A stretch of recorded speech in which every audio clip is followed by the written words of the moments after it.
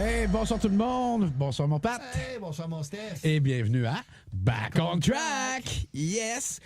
Hey, c'est aujourd'hui que nous recevons Paul Sarrazin. Hey, vous souvenez-vous de Paul Sarrazin? Quand même, Pat a fait pas si peu des démarches quand même pour essayer de le On avait rejoindre. demandé à tout le monde. Finalement, j'ai fait des démarches. J'ai fait écrit. Puis là, à un moment donné, j'ai repris. Puis là, il m'a répondu. Puis là, il pouvait le faire. Là. Là. Fait que j'ai dit, OK, c'est beau. Steph, on l'a fait là. Ouais, c'est ça. Moi, j'étais excité parce que l'émission qu'on a, je peux pas vous la marquer, est un peu inspirée. C'est un dérivé. C'est un C'est dérivé. dérivé inspiré de. Un dérivé inspiré de ce qu'était Solid Rock. Donc, je suis Ben, bien tu m'en content. parlais tout le temps comme ça, Pat. J'en ai parlé comme ça. Tu disais, Steph, j'ai du monde. M'en faire comme toi. Je nommerai pas de nom, mais j'ai du monde qui me gosse. Si je fais des affaires puis il n'y a rien qui sort, il se passe à rien. J'aimerais ça faire un podcast. Je dis, j'ai tout. On peut le faire. Pat. Hey, moi, je veux que ça soit comme Musique Plus, Solid Rock. Maman, je t'aimais ça. J'écoute. Hey, là, tu me nommais des heures, des toutes, des belles. Il en connaît quand même sur sa connaissance. J'en connais quand même pas mal, oui. Puis, Steph arrive, hey, Pat, j'ai déjà back on track de fait, des telles affaires. Ben oui. OK, on arrivait où on avait toutes nos affaires ensemble. Là. Ben, OK, faut le faire. Go, moi, je suis prête. Je suis prête, là, faut le faire. C'est comme je te disais, écris 5 de tes idées, viens manger à la maison, je vais écrire les miennes, on se les met ensemble, on a chacun 4 les mêmes. À peu près ça. On se donne à peu près sa même affaire. Ben là, je complète. Fait que moi, je prépare en gros les grandes lignes des émissions d'affaires. Parfois, il va. Je pitch ça, Steph arrive, on te fait des big. Lui me rappelle les miennes. Ouais, mais tu sais, on rit là-dessus, puis le monde va dire, ouais, mais Stéphane, il est jamais prêt. Oui, mais il y a une affaire, par exemple. Tout ce que vous voyez, c'est Stéphane. Des mix, des affaires, ça. Stéphane, il C'est de la merde. Non, il fait tout. Non, c'est pas de la merde. Il fait tout. Fait que, tu sais, il en fait beaucoup. Fait que, tu sais, à un moment donné, il faut. Bon, des fois, je suis. C'est parce que là, quand je sais de quoi qui s'en vient, je me concentre au bout là-dessus. Là, j'en oublie 2, 3. Là, quand on arrive au moment propice, j'avais oublié ça. Fait que là, je l'ai fait on the fly vite fait. Fait que là, c'est sûr que j'ai un oubli là, ou il y a de quoi qui marche pas là. Ou... Mais ça marche ensemble quand on Exactement. Le fait. C'est ça qui est le fun. Mais même avec nos erreurs, Ouais. il y a quelque chose qui se passe, Pat. Oui, il y a quelque chose qui se passe. Moi, j'en entends parler. Le monde me dit c'est le fun. Tu sais, il va me répéter, mais on a l'impression d'être au bout de la table avec vous. Exactement. La conversation de le faire. Puis franchement, avec Paul, je suis content parce que Paul, il va être placé où est-ce que Stéphane va être à côté de moi en face. Puis ça va être. Vous allez être encore à la même place, au bout de la table. Ouais, c'est pour ça là, que vous voyez le setting différent un peu, là, puis que là, j'ai pas le même micro. Tantôt, Paul va être ici. Fait que je vais être à côté de Pat avec mon micro normal. Ouais. Mais c'est pour ça là, qu'on a Puis je pense qu'il y a ça aussi, hein. On a une proximité là, avec notre invité. On est vraiment intime. Ouais. On est vraiment dans un cubicule. Fait que les gens, ils ont comme pas le choix. Faut que ça sorte. Puis ils nous en sortent des belles, les invités. Sérieusement, là, on est chanceux, solides à date. Oui. Ben, puis pensez pas que quand on décide d'inviter du monde artistique, que ce soit du rock ou ma maman, même nous autres, là, on a été surpris. On s'attend pas à voir de la personne. Tu sais, comme la semaine passée, là, à la semaine passée, on était avec Justin. Oui, puis Crime, il nous en a compté des belles là, quand même. Tu sais, il y a des affaires personnelles. Là, aujourd'hui, Paul. La semaine prochaine, le chanteur de The Box. Ben oui, Jean-Marc. On a Jean-Marc. La semaine d'après, c'est mon chum qui a fait le solo d'intro. Il y a Patoiselle. Fait que là, on a, dans le fond, on a 3 autres émissions en ligne. Certains qu'on a un invité. Exactement. Ça, c'est en partant comme ça. Donc, tu sais, comme on dit, on traverse l'émission en amont, puis regardez là, on parlait d'invités, puis là, on a une petite bouche. Ça se peut qu'après ça, on passe une petite batch, pas d'invités. Exact. Mais c'est qu'on va essayer de le faire, n'avoir, pas en avoir. Mais là, ça tombe en ligne. Là, ça va faire 4 émissions en ligne. On a, je peux pas vous donner la date exacte, mais on a la confirmation. Claude Rajotte aussi, un autre de Musique Plus qu'on va avoir. Ça, avec là, Christy de bon bonhomme, toute une personnalité. Là, avec... Là, il est un petit peu fébrile sa santé. Il y a toujours du regain. Fait que on va être via satellite avec... Puis j'ai entendu dire qu'il était très, très, très, très gentil. Oui, ben oui. Oui, ça a été confirmé. C'est confirmé. C'est juste de valeur qu'il ne soit pas en présentiel. J'en aurais fait péter une couple de CD. Oui, j'aurais pogné David Lee Roth.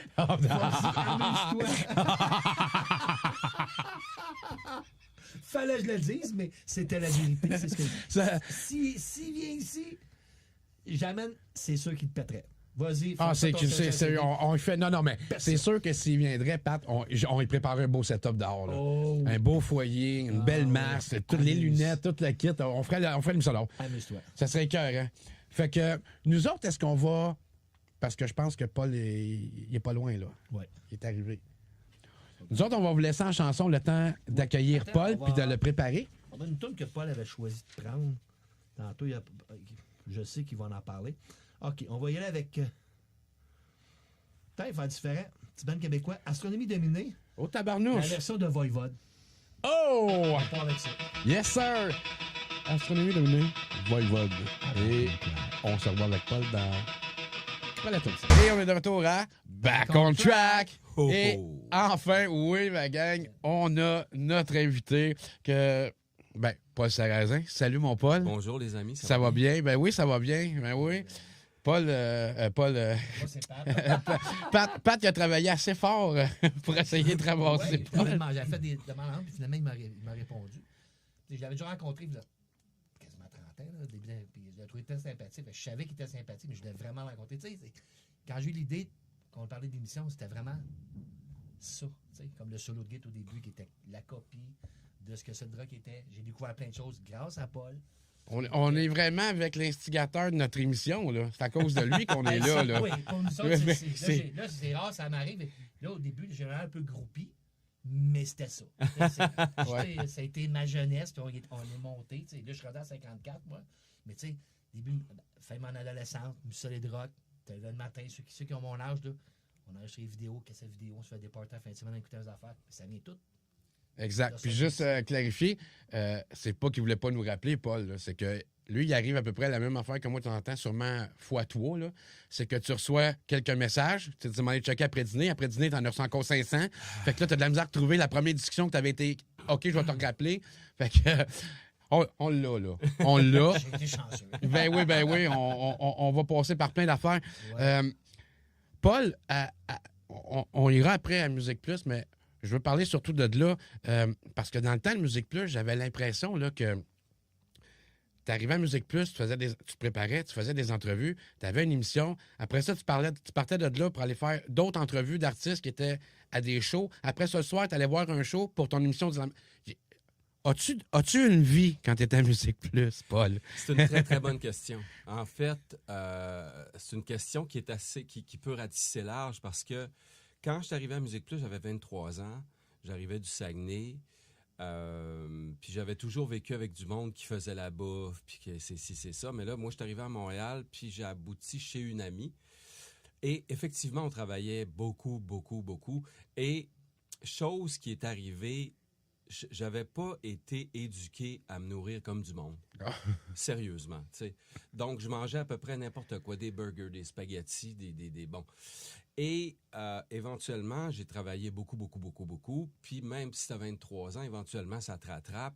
Fait qu'à peu près à 26 ans, après avoir donné une grosse go de travail de fou dans la soirée, la nuit, le jour, là, ben, tu sais, je suis tombé en mononucléose à 26. Puis j'étais vraiment très malade. Tabarnouche, OK. Et à 28, j'étais là jusqu'à 30 ans, mais à 28 ans, j'ai dû subir une opération pour un rein. Tu sais, j'ai été... donc, ma santé pendant Musique Plus, ça paraissait pas tant, mais elle était pas bonne du tout. Puis c'était en grande partie à cause de moi-même, là, parce que j'avais pas d'éducation nutritionnelle, là, tu sais. C'était vraiment... Tu sais, t'es parti d'arriver là, puis t'es arrivé à Montréal, puis paf. Bing, badaboum. Puis j'étais venu 2 fois à Montréal dans ma vie, là. Je connaissais rien à Montréal, là, tu sais. Fait que c'était un choc thermique. Ben, tout au complet, culturel, tout au Tout, complet. tout, là, tout, t'arrives tout, à- ouais. Wow, tu sais. Oui. Est-ce que Musique Plus, est-ce que tu étais ou l'ambiance avec Musique Plus, l'ambiance disant que tu étais content de travailler là, Ah oui. t'as rendu workaholic? Ben, je pense que c'était par définition, si tu voulais garder ce job-là, puis je fais des analogies avec le hockey. Tu sais, on regarde Condota en ce moment sur la 4e ligne des Canadiens. Il doit travailler extrêmement fort pour rester dans le line-up. Puis moi, on m'a dit, garde, là, t'as la job, c'est quand même magique, là. C'est 1 sur des millions. Ben oui. Mais faut que tu gardes cette job-là, puis on va t'expliquer comment ça marche. Et à l'époque, au début, j'allais à Toronto du lundi au mercredi, avant qu'on ait notre licence pour ouvrir, pour bâtir à Montréal. Donc, je voyageais. J'ai une voiture qui venait me chercher chez nous le lundi à 10 heures du matin. Ouais. Puis le jeudi matin, je partais de Toronto, puis je m'en revenais à Montréal. Wow. Et j'avais quelqu'un au-dessus de mon épaule toute la soirée. Moi, je travaillais de 8 heures à minuit, puis c'était en répétition de minuit à 4 heures. Ça, c'était le début de Musique Plus. OK. Puis j'avais un homme qui s'appelait Richard Monpetit, qui était mon patron, que je remercie beaucoup d'ailleurs parce qu'il m'a appris à travailler, mais il a été tough. Jamais impoli, jamais grossier, mais dur. Alors, il arrivait, puis là, il me disait, c'est quoi que tu dis dans ta prochaine anime, là, tu vas dire quoi? Puis là, il fallait tout que j'y décrive ça, puis là, il me disait, non, c'est pas assez fort, faut que tu trouves deux. Et il m'a suivi sur l'épaule comme ça pendant 2 ans, mais appuyé, là, tu sais. Alors, oui, il y a beaucoup de romantisme à voir Musique Plus comme t'es à l'image, tout ça. Exact. Mais il y a un travail colossal en arrière de ça pour que ça soit crédible, pour que, tu sais, comme on va parler de Solid Rock, mais tu sais, préparer Solid Rock avec mon collègue Benoît Vanas à l'époque, ben c'était une lecture constante, beaucoup d'écoute, un sens critique, tu sais, alors, Musique Plus, ça a été pour moi une très belle expérience. Tu sais, tu deviens célèbre, c'est assez surprenant. 2 jours après ma première journée à Musique Plus, on me reconnaissait à Montréal dans la rue. C'est fou, là. Puis, mais je m'en suis jamais fait avec ça. Mais quoi qu'il en soit, Musique Plus a été une expérience de travail. J'ai vraiment travaillé. Beaucoup. Tu vois, je m'attendais pas à ça. Pantoute.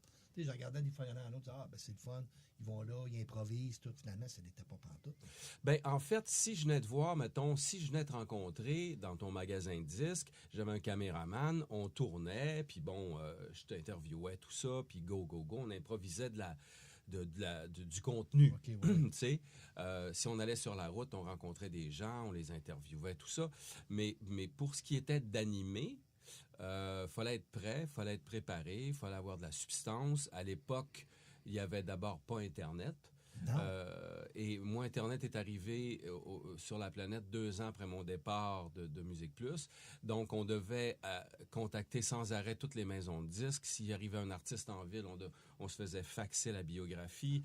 Je lisais USA Today, Le Devoir, Le Spin, le Rolling Stone... et nomme-en, j'étais tout le temps en train d'éplucher tout ce qui existait de littérature pour pouvoir rendre quelque chose à l'écran, puis aussi respecter le téléspectateur, tu sais, pas prendre les gens pour... D'ailleurs, c'est un domaine, des fois, puis je ne nommerai pas personne, mais il y a des gens qui ont tendance à penser que l'auditoire... c'est ça, là, tu sais, puis nous, ben, on est... puis il n'y a pas plus faux que ça. Peu importe, ils vont prendre ce qui passe. C'est ça, tu sais, je veux dire, pour moi, puis ramenez-moi si je divague, là, mais pour moi, il y a juste des gens dans la vie, tous égaux pour moi, tous sur une base horizontale. C'est juste qu'on fait des choses différentes. Puis quand tu t'adonnes à faire quelque chose qui est dans l'œil du public, ben c'est pas parce que c'est ça que ça signifie absolument rien. Ben non, exact. Ouais. Non, moi, Solid Rock, c'était ma référence. Ah oui. Moi, je les apprenais là-dessus, c'est ça que je faisais, tu sais. Je vendais toutes mes références, mes affaires, c'était ça. Oui, puis les gens parlaient de ça, comme tu dis, Pat, là, ça se rejoignait. As-tu écouté Solid Rock hier? Il y avait ça. Puis même à mon école, au secondaire, tout le monde... Fait que, puis t'avais pas 50 émissions comme ça. Je parle surtout les jeunes, les pré-ados, les ados qui parlent de ça à l'école. On avait juste Solid Rock. Tu sais, t'avais les madames, le Ciné Quiz, des émissions de Michel Louvain, des émissions l'après-midi. Mais je parle d'une émission pour les jeunes, les ados, sur la musique, des vidéos, puis que... C'est fou, là. En fait, moi, je suis arrivé, c'est un bingo cosmique qu'on appelle, avoir ce job-là. C'est juste comme... Et donc, on savait pas... Moi, je savais pas. Personne ne savait vraiment quel impact qu'on avait, tu sais. C'est par la suite, avec le temps, que je me suis mis à me rendre compte à quel point cette émission-là, ça aurait pu être un autre que moi, ça donnait que c'était moi. Quelqu'un d'autre aurait très bien pu faire le travail parfaitement. C'était juste une question de, à un moment donné, c'est toi qui es là. Puis, mais je me suis rendu compte avec le temps à quel point cette émission-là avait impacté l'esprit des jeunes parce que si tu prends avant Solid Rock, là, il y a Chaume qui jouait du soft rock, mais qui jouait pas de métal vraiment. Et tu regardes 360, aucune plateforme métal. Non. Zéro Non. plateforme métal. Alors là, on arrive, puis on ouvre la machine métal, tu sais. Ça fait que, puis il y en a du monde qui écoute ça, là, tu sais.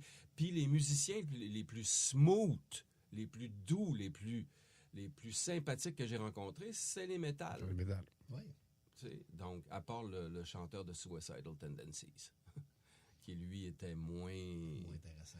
mais bon, c'est pas grave. Il y en a de temps. On les anecdotes qu'on va compter tantôt. Mais tu sais, comme je dis, regarde, moi j'ai 54, on est en 2024. Puis regarde, on a une émission qu'on fait, là.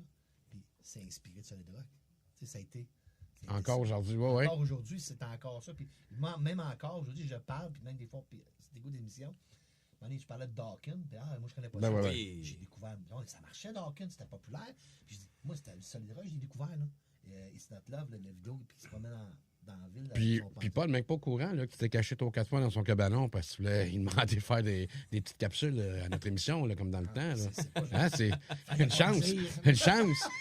Une chance. Ça veut pas dire, mais non, mais c'est ça pareil. Tu regardes, on est quoi? On est 30 quelques années. Ben oui, exact. Oui. Puis moi, c'est encore ça. Puis gars, s'il est cœur, t'es encore beau bonhomme. Hein? Encore, il vieillit pas, lui, Chris. Wow. On essaye de pas trop prendre de substances illicites.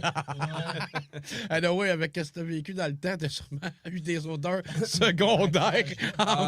Écoute, c'est intéressant. Beaucoup de gens m'ont posé la question. La drogue à Musique Plus, tu sais, puis c'est absurde de penser, dans le fond, quand on analyse la situation, c'est absurde de penser que t'es sur la dope pour faire ce métier-là. Tu peux pas. T'as trop de travail. Je me rappelle une fois, il y a un gars d'une compagnie de disques, j'étais à Toronto, puis je me préparais à interviewer le groupe gallois The Alarm. OK? Puis The Alarm, they're talking all and I was thinking, tu comprends rien. Okay? Puis le gars de Capitol Records, il arrive, il dit, écoute, Paul, j'ai du hash extraordinaire, ça te tente-tu de fumer une puff, tu sais? Alors, en innocent chronique, je fume une puff, mais là, je m'aperçois que j'ai une demi-heure avant le plateau de direct. Oh. Puis j'ouvre avec The Alarm. Oh. OK. Et là, ça ne cesse de monter, là, le buzz de hash colombien, là, puis ça monte, puis là, je suis frozen back, là, tu sais. Alors, on rentre en onde, puis là, je dis bonjour, bienvenue à Musique Plus. Donc, ce soir, puis là, je suis pas bien, tu sais. Puis là, on rencontre The Alarm. Hello, guys. Puis là, je leur demande, tu sais, comment, tu sais, vous lancez un nouvel album, comment ça s'est passé en studio. Et là, ils me parlent, puis je te jure, c'est du martien. J'entends rien, je comprends rien.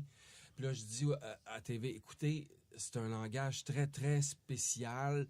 Je vais leur demander de parler lentement. En tout cas, ça a été un 20 minutes horrible. Puis le téléphone a sonné immédiatement. Puis là, c'est mon patron, puis il dit, t'aimes-tu ton travail? Je dis oui. Oh. Ben, tu fais plus jamais ça. Oh, tabarnouche. Alors, ça a été la fois où j'ai consommé avant d'aller en onde, mais je n'ai jamais consommé en onde. Puis, j'avais pas le temps de consommer à part d'onde. Tu sais, je rencontrais du monde que je connaissais pas, des soirées de main. Tu te mets pas à aller dans une toilette, à prendre le sac blanc. Puis après Musique Plus, il s'en est passé de ça, mais pas pendant Musique Plus.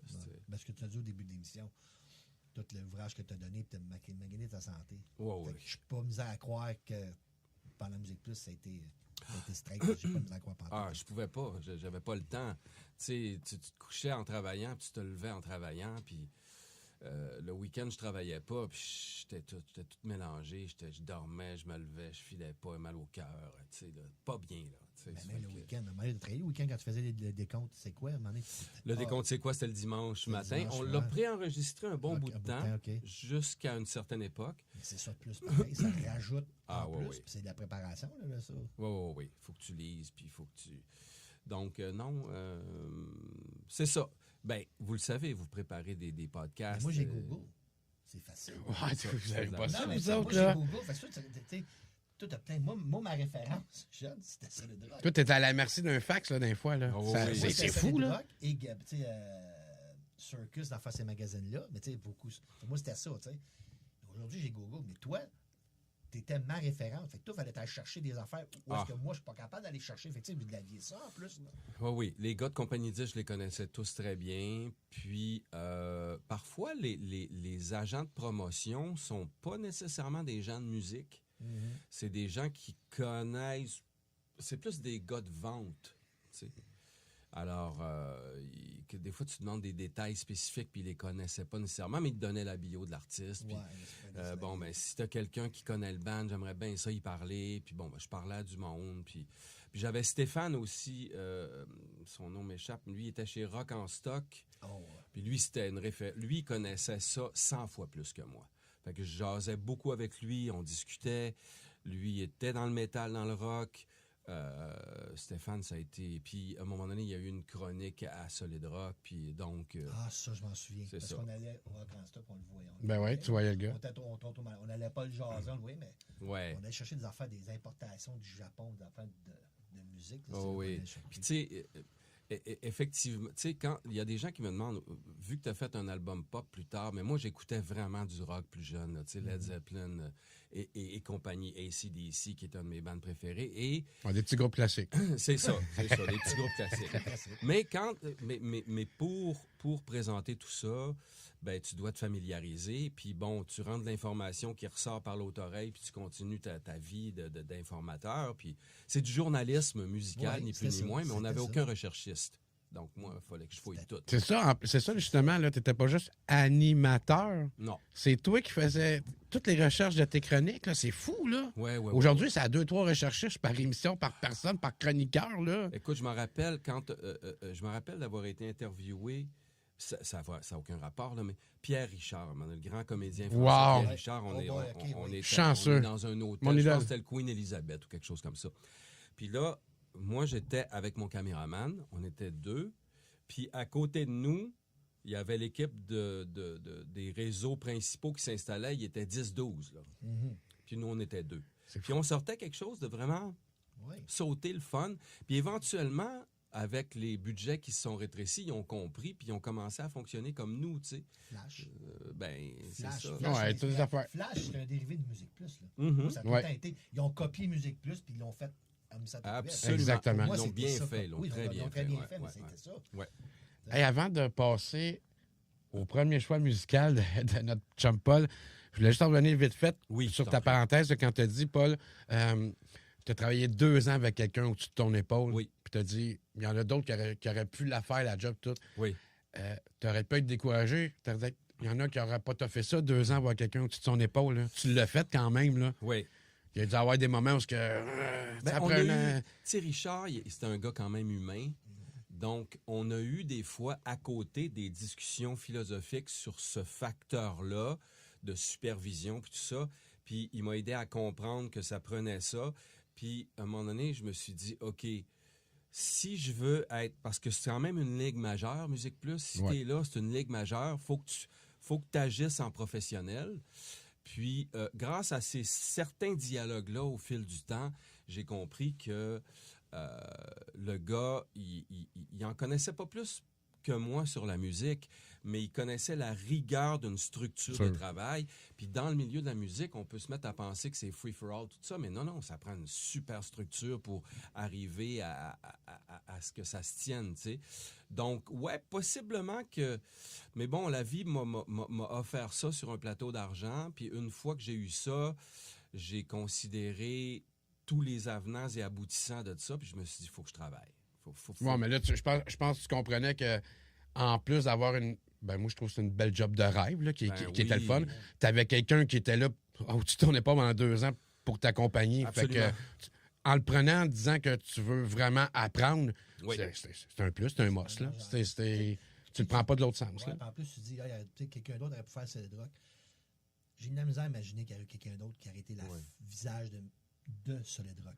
J'ai Tu sais, bien de la misère à C'est intéressant j'ai que vraiment de la tu misère à voir soulignes ça parce que j'ai été le 2e animateur de Solid ça. Je Rock. m'en moi, hein. souviens, ça n'avait pas marché au Il début. y a Catherine Vachon. OK? Catherine Vachon, elle, était animatrice à C'est quoi? C'est une grande amie, une femme extraordinaire. Et a commencé à animer à Musique Plus, puis là, le voyagement, puis tout ça. Puis elle a compris que ça ne lui convenait pas. C'est une vie qui ne lui convenait pas. Alors, elle a démissionné. Elle a dit, écoutez, moi, merci beaucoup, mais non. Et elle a démissionné, je pense, une semaine ou quelques jours avant que Musique Plus passe à Jonquière. Puis on en reparlera tantôt si tu veux. Oui. Mais et grâce à ce fait-là, c'est là que je suis devenu animateur à Musique Plus. Wow. Parce qu'on allait là tantôt, tu sais, le petit gars d'Arvida, Mhm. Ouais. OK? Comment ça fait, t'es rendu à Musique Plus? Tu sais, c'est... Parce que, tu sais, oui, c'est bien beau, mais tu pars de loin. Tu sais, encore là, t'as pas Google, t'as rien de ça, puis tu dis, OK, moi, tu sais, c'est ça. Là. Exact. C'est là que je voulais aller tantôt. Là. Tu sais, on a parti vite que tu venais de là-bas, mais tu sais, ça faisait comment t'as fait pour te ramasser là? Ouais. Tu sais, on connaît toute la légende, ben, je sais pas si c'est vrai, mais comme tu sais, Véronique Cloutier, elle a fait l'application, elle a fait ses affaires, mais elle a pris sur le nom de famille de sa mère, pas pour être Cloutier, pour se rendre là. C'est ça. Vu qu'elle est connue, elle en a parlé. Mais toi, comment t'es arrivé là? Moi, j'ai jamais entendu l'histoire. Ouais, Comment ben, t'es je arrivé vais là, vous toi? la dire tout à l'heure. Oui, je vais le savoir tantôt. Toi, t'as fait des choix musicaux tantôt. OK? Oui. Ben, cette semaine. T'as Run to the Hills d'Iron Maiden. Oui. Bon. Conte-moi l'anecdote qui va avec, puis après ça, présente la chanson comme tu faisais à Minute Plus. Parfait. Alors, à un moment donné, Iron Maiden descend en ville et ils s'en viennent en studio. Puis moi, souvent, les gars, sincèrement, là, ça paraissait pas, mais je me pinçais. Ben, OK? Sérieusement, là, je me pinçais le poignet de même en me disant, je suis avec Iron Maiden en ce moment. T'es en train de me mettre une question que j'avais pas dans la bouche, mais de réaliser, c'est vrai, là. Puis Comment là, tu fais pour tasser le fan de l'animateur? En fait, c'est que, tu sais, au début, il y a quelqu'un qui m'a un peu éduqué à ce niveau-là. Tu sais, oui, tu vas trouver ça surprenant ce qui t'arrive, mais t'es la personne qui est là. Tu peux être un fan, mais ta job, c'est d'interviewer ces gens-là puis d'être leur ego au sens où c'est un échange. Tu sais, j'avais ça qui était toujours en place. Puis, donc, je rencontre M. Dickinson et collègues, tout ça. M. Dickinson, pour qui j'ai une grande admiration pour plusieurs facteurs. Tu sais, vous connaissez le rock, vous connaissez l'esprit incroyablement large de Bruce Dickinson, qui est pilote d'avion, qui connaît les beaux-arts, qui connaît... voir, 3 semaines. Ouais, ouais. Au Centre Bell. C'est fou. Équipe de soccer. Il chante encore. C'est un athlète de fou. Oui, Il se pilote de nourrit au ligne. quart de tour. C'est ça. Tu sais, c'est un gars vraiment, vraiment beaucoup, beaucoup plus large que juste un groupe rock, qui Exact. déjà au demeurant est un très grand groupe rock. Oui. Alors, avant ça, Musique Plus avait organisé un concours, aller sur scène avec Iron Maiden. C'était au Forum à l'époque. Oui, c'est le forum, ça.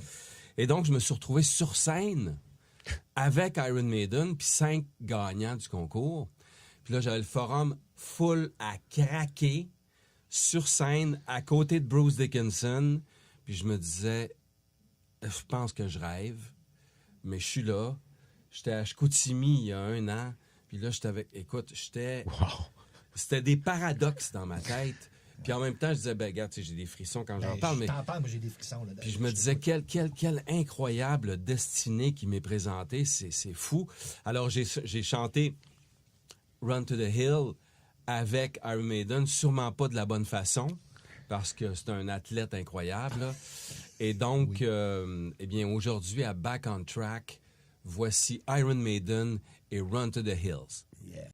Et on est de retour à Back on Track! C'est bon du Maiden, hein? Hey Oh, boy. toujours. Structure, les accords, les solos, le chant, tout est là. Run to the Hilton fétiche de chambre. C'est des hits. Ils écrivent des hits. Oui, Ben, tu sais, il y a bien du monde qui disent t'as Maiden et le rock. T'sais. Ouais. Maiden, c'est du Maiden. c'est la seule affaire que je déplore, ils sont pas encore au Rock Hall of Fame. Ok, ouais. Ils sont même pas encore Ça là. tardera pas. Ça attend. Mais là, t'as le guitariste de... j'ai oublié le nom. C'est parfait. Qui milite pour ça. J'ai oublié le nom. En tout cas, je me souviens plus. C'est pas grave. Paul, il y a bien des gens que peut-être qui ne le savent pas encore, mais qui t'ont entendu depuis des années encore à la télé, même s'ils ne voient pas ta face. Voix off, ça a commencé comment, ça? Ben, en fait, quand j'avais 7 ans, moi, je faisais déjà des petits comiques, puis bon. Fait que mes parents m'avaient acheté une petite enregistreuse que tu pesais sur le record play en même temps. Puis là, j'enregistrais des voix là-dessus. Puis je me rappelle que j'avais fait des voix de monstres. Puis là, j'étais allé au restaurant du coin avec ça, un petit burger patate.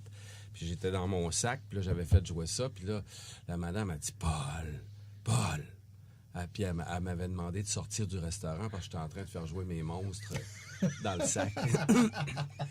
Fait que j'ai toujours aimé le travail de voix. En fait, le travail de voix, pour moi, a toujours été au-dessus du travail d'image. OK. Et donc, quand j'étais au Saguenay, j'ai fait quand même pas mal de voix, de pubs, toutes sortes d'affaires comme ça. Puis, éventuellement, quand je suis arrivé à Montréal, Musique Plus m'a pris comme voix du réseau. Donc, j'annonçais Concert Plus, j'annonçais les émissions, je faisais beaucoup beaucoup de présentations off. Et quand Musique Plus s'est terminé, quelques années après, j'ai commencé à faire les voix de TQS. Donc, j'ai fait la voix de plusieurs réseaux, Canal Famille, Télé-Québec et éventuellement TQS pour 10 ans. Puis, pendant ce temps-là aussi, j'ai pris des cours de doublage. Parce que le doublage, pour moi, c'était le Klondike du métier de voix. Et je dois dire qu'au début, j'étais vraiment pas bon, là. Mais pas bon de chez pas bon, parce que j'avais juste fait de l'annonce. Donc, être annonceur puis être comédien, c'est deux choses totalement différentes. Il y a, tu sais, annoncer, c'est le 13 juillet à 15h30. Bon, là, tu présentes de quoi. Ouais. Mais vivre quelque chose... Les émotions. Là, c'est un autre domaine. Puis au début, j'étais pas capable de trouver mon domaine émotif intérieurement. Puis c'est Sébastien Avernas, mon ami comédien, qui m'a intégré au doublage par la porte d'en arrière, tranquillement, en me donnant des breaks, en faisant des petites ambiances, tout ça. Puis, de fil en aiguille, j'ai été très tenace. Puis j'ai été très dur avec moi-même, puis j'ai fait beaucoup de diction, puis tout ça. Puis tranquillement, ça a progressé, puis là, aujourd'hui, ça va super bien. Ça dépend des cours aussi. J'ai pris des cours de théâtre avec Danielle Fichot, la grande Danielle Fichot. C'est la place. C'est la place. C'est la dame là, qui m'a aidé énormément, puis... Ça a fait en sorte que j'ai pris contact avec ce qu'elle appelle l'annuaire émotif. Donc, quand tu es comédien, que ce soit en doublage ou en télé ou en cinéma, tu dois avoir sur le bout de tes doigts ton annuaire émotif et tout ce qu'il y a entre. Donc, la colère, la joie, la peur... et ainsi de suite. Ben oui, exact. Faut que tu saisisses en dedans de toi où se situent ces affaires-là, puis après, tu laisses tomber ça, puis tu les laisses monter. Mais il faut que ça monte. T'sais. Comme récemment, j'ai fait Venom avec Tom Hardy. Puis c'est un gros film d'action hollywoodien. Mais en même temps, il y a un paquet d'émotions dans ce film-là. Ça a été beaucoup de travail à amener ça au bon endroit. Tu fais la voix de... Je fais la voix de Tom Hardy et de Venom. OK. Ah, tabarnouche, OK, tu fais les deux. J'ai vu les annonces, donc j'ai entendu ta voix, j'ai vu l'annonce. Okay. C'est ça. Venom, je parle comme ça. Puis il baisse après, tu sais. Okay, ouais. Puis j'ai fait aussi La Goule dans Fallout sur Prime. Oui. Puis plein de bonnes séries. Plein de choses. Bon, fait que t'as eu un gros rôle. J'ai eu le rôle principal. Là, oui, ça fait que c'est vraiment intéressant. Là, tu peux mordre là-dedans. Mais ça m'a pris beaucoup d'années avant d'être solide, là, puis d'arriver en studio, puis de relaxer, puis de me détendre, puis d'être capable de saisir ce qui se passe, puis de bien entendre le directeur, puis ses recommandations. Fait que ça s'est bien passé, là, puis ça va bien à cette heure. Ben, puis une journée... J'ai vu la liste. Il en a fait. Là. Oh, il y en a fait solide, là. J'ai arrêté de là, on a dit, OK, je vais m'arrêter. Il était tanné d'écrire, hein? Il prend compte des feuilles comme à l'ancienne. Je marche à l'ancienne, moi. C'est bon, ça. Mais une journée, Paul, là, ça ressemble à quoi? Là? Tu pars le matin, puis tu t'en vas faire tes voix off, tu rentres en studio. Les petits studios quoi? Piccolo ou ben non, Melz? Ou... Piccolo, on y est allé très... Non, pas Piccolo. Piccolo font pas de doublage. Melz, eux, leurs studios sont au coin de Maisonneuve-Papineau. Okay. Ça s'appelle Ça s'appelait TVA Accès autrefois. Là, maintenant, c'est Melz. Donc, c'est un building qui n'a pas une fenêtre. Là. C'est un gros bloc au coin de ces deux rues-là. Puis là, tu rentres là-dedans, puis il y a plusieurs studios. Donc là, je vais là. Ça, c'est plus de la surimpression vocale. OK. Donc, dans ce domaine-là, il y a deux business. Il y a le doublage, puis il y a la surimpression vocale. Donc, la surimpression vocale, c'est des émissions anglophones dont le son diminue en background, puis là, la voix française embarque par-dessus. Comme je fais chirurgie botchée, là, je fais Paul, un des deux chirurgiens là, qui reçoit du Ah, je savais pas ça. OK. Ah ouais. OK. Je fais Nos ancêtres les extraterrestres en narration aussi. OK, mais ça, j'en ai écouté un. J'ai arrêté ça, mais j'en ai écouté un méchant paquet. Ouais, Okay, ça, je reconnais pas ta 13 septembre, New York.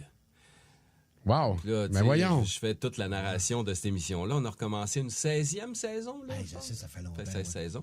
Puis tu fais aussi du doublage, qui ça, c'est vraiment de la synchronisation avec les lèvres. Tu as une bande rythmo. Une bande, c'est ça, exactement. C'est comme un gros karaoké raffiné, mettons. Mais il faut que tu joues le personnage pareil. C'est ça. Alors, quand tu as un rôle principal, les gens t'invitent à aller au studio même, dans un petit local, écouter le film au complet pour comprendre la substance du rôle.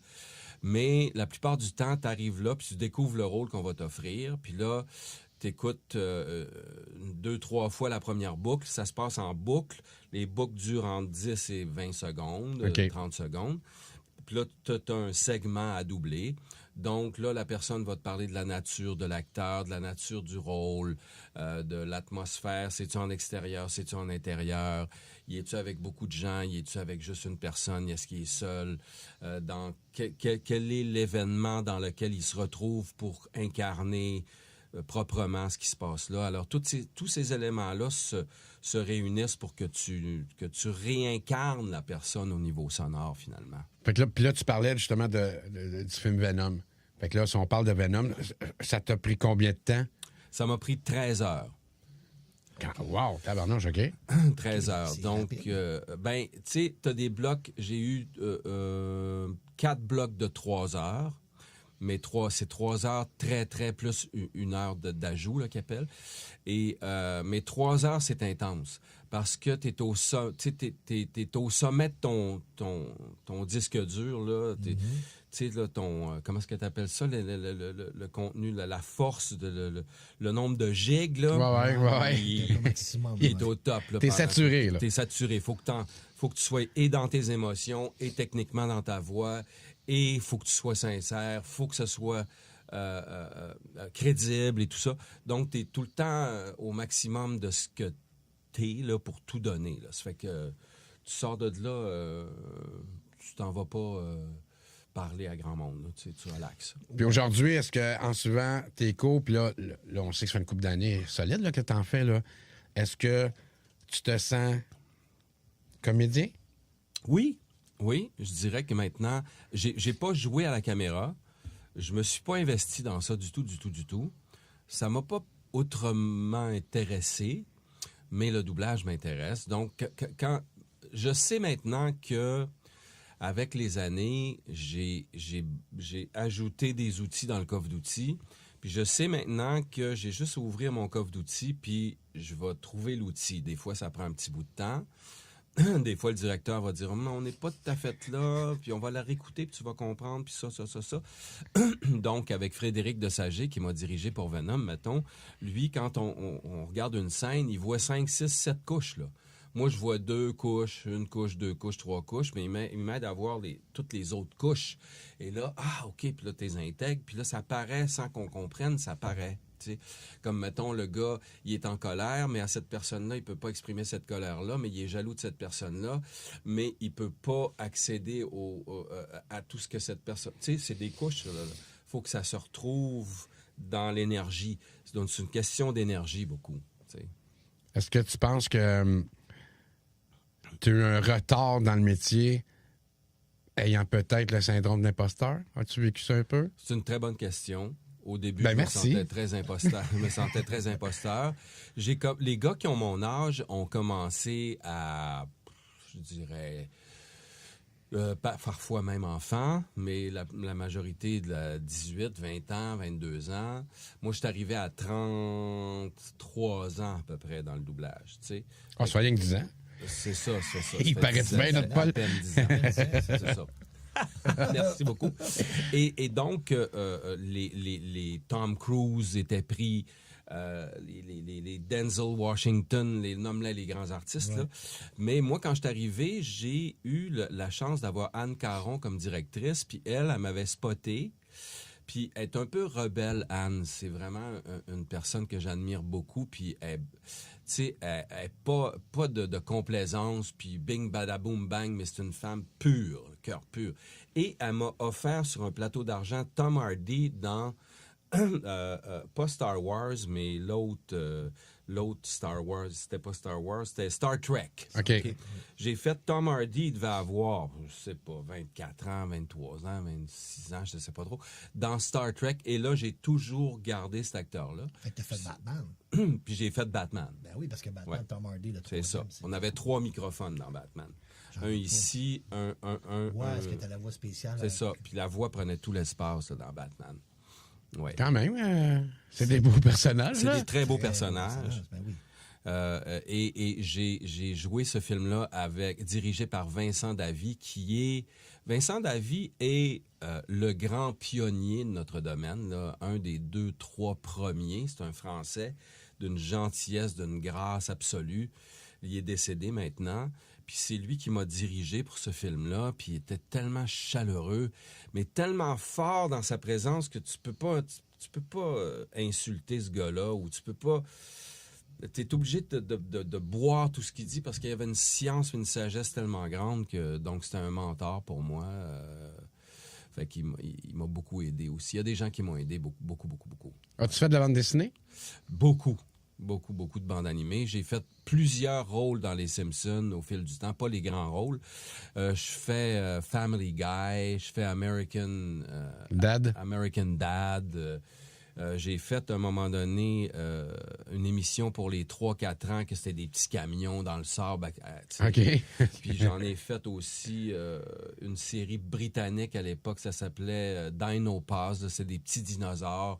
Je faisais un des petits dinosaures bleus. Puis tu sais, j'ai fait beaucoup. Anglophone? En français. OK. En français. Fait que j'ai fait beaucoup de bandes animées. Ça, c'est, disons, le gâteau. C'est le dessert de notre métier, tu sais. Puis donc, je fais toujours plein de voix avec Joanne Garneau, qui est une des directrices qui en fait le plus là, pour les bandes animées, avec Joanne Léveillé aussi, qui, elle, c'est Bart Simpson. Joanne Léveillé, une bonne amie à moi. Elle dirige les Simpsons, puis elle fait Bart aussi. Donc, énormément de talent. Wow!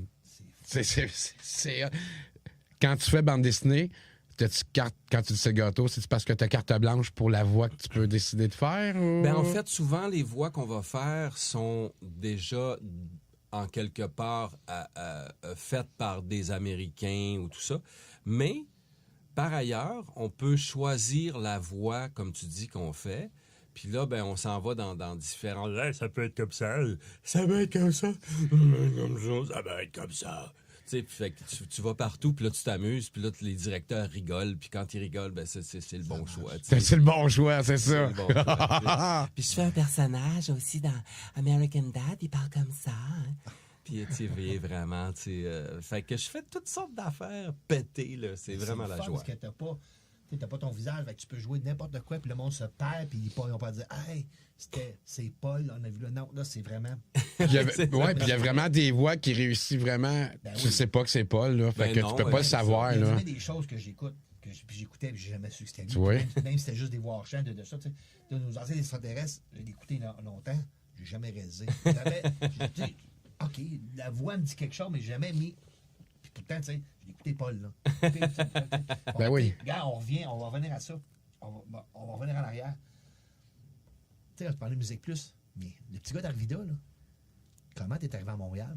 Musique Plus, t'es arrivé comment? Ben, tu sais, j'ai toujours été passionné quand même par les communications. Quand j'avais, je dirais, 15 ans, j'ai fait un premier documentaire à mon école secondaire d'Arvida, la Poly d'Arvida. J'ai fait un documentaire sur les concierges parce que je trouvais qu'on manquait de respect aux concierges. Fait que là, voyons donc, c'est bien spécial, ça. Avec un ami à moi, il y avait une petite caméra Super 8, puis là, une des premières caméras vidéo. Puis là, on rencontrait les concierges, puis on est allé visiter leur local, puis on parlait au directeur, puis... Fait qu'on a fait un documentaire de 10 minutes, je sais pas trop. Ça a été ma première expérience caméra. Après ça, je suis rentré assez tôt, vers 18-19 ans, je suis rentré à la télé communautaire de Saguenay.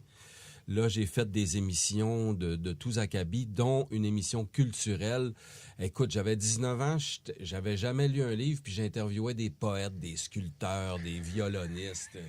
Ça n'a aucun rapport, mais j'étudiais, là. Oui. Fait que de 19, disons, à 22 ans, j'ai eu le temps de faire de la télé communautaire pas mal, puis de me familiariser avec les mécanismes de la télévision, tu sais. Et là, donc, tu sais, j'animais dans plein de bars.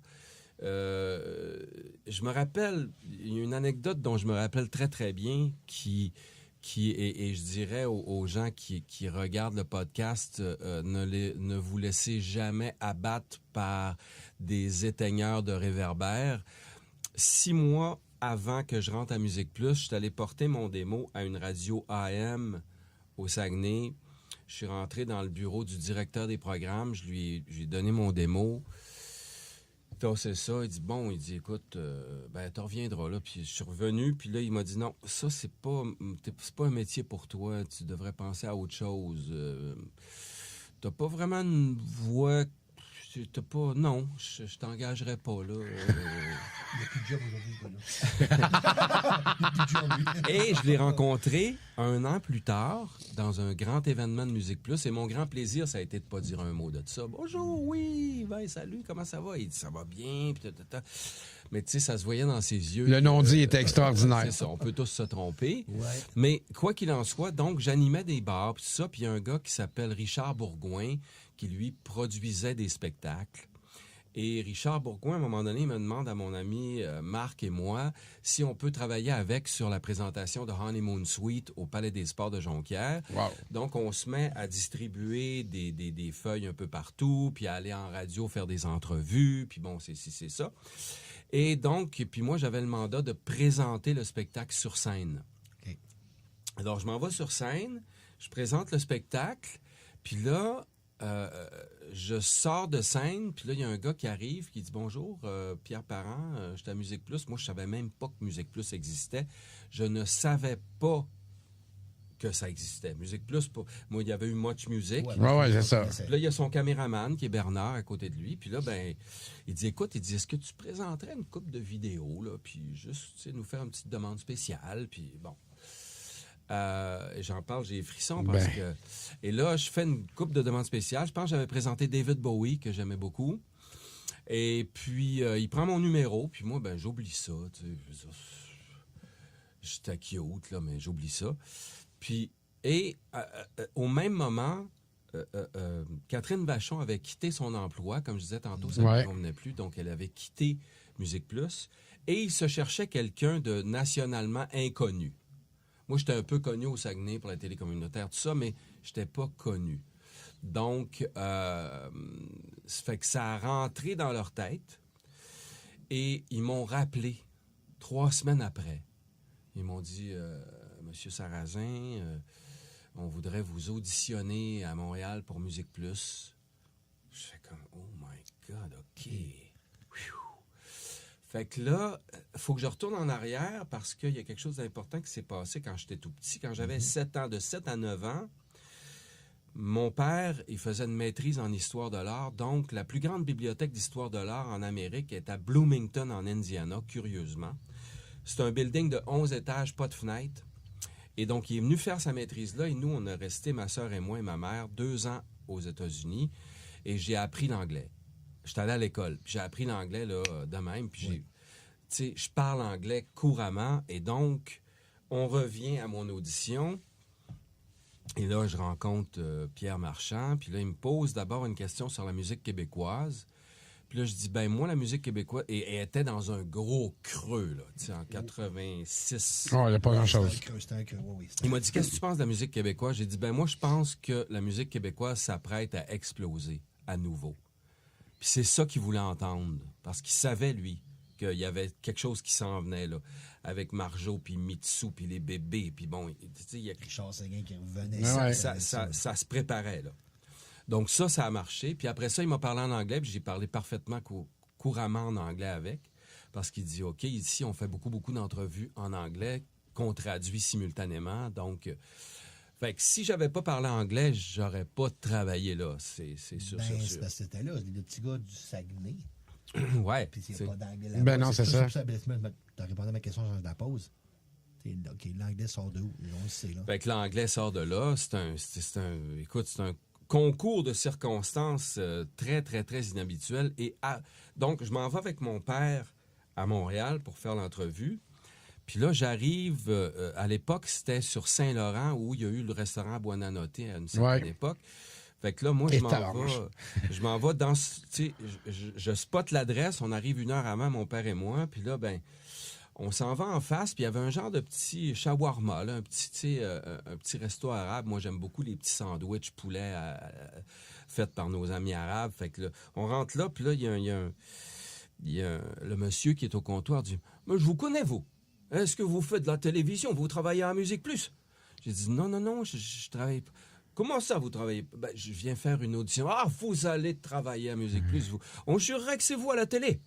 Je dis, ben non. Fait que c'était comme une prémonition. Ben ce ouais. monsieur-là, j'en parle, j'ai les frissons parce que...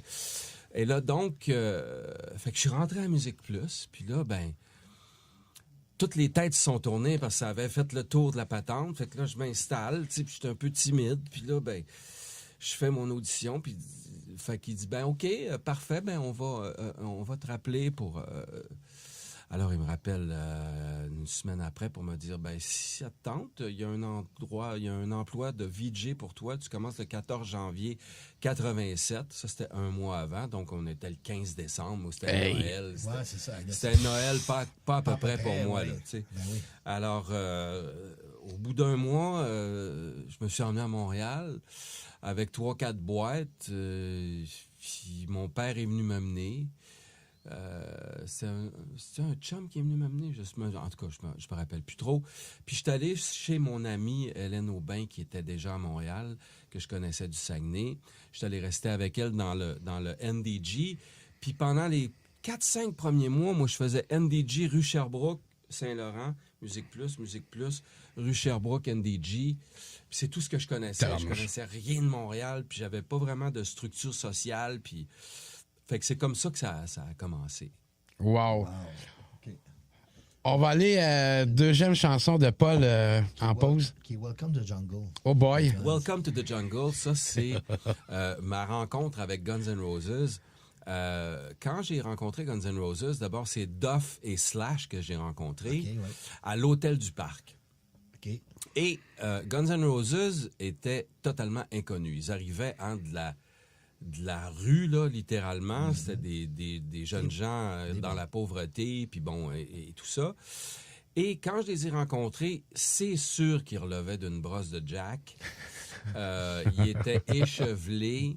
Écoute, le T-shirt plein de moutarde, les bas blancs, noirs... tu sais, deux tannants, là, tu sais. Puis ils étaient assis devant moi, puis... C'était impossible pour moi de savoir à qui j'étais en train de parler. T'sais. Ah, les deux t'as penché les cheveux. Non, pas ça. C'est que j'étais en train de parler à des futurs superstars. OK, je comprends. Là. On comprenait pas ce qui se passait là.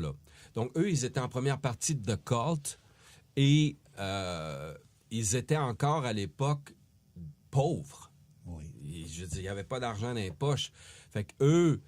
T'sais, si on fait le tour de la patente, eux autres, quand ils sont sortis de cette tournée-là, ils valaient chacun 10 millions. Là, je veux dire, je dis 10 millions, mais je veux dire, c'est cet ordre-là. Là, ça vendait des albums dans ce temps-là. Ouais, c'est ça. Ça fait que eux autres, ils venaient de sortir Welcome to the Jungle.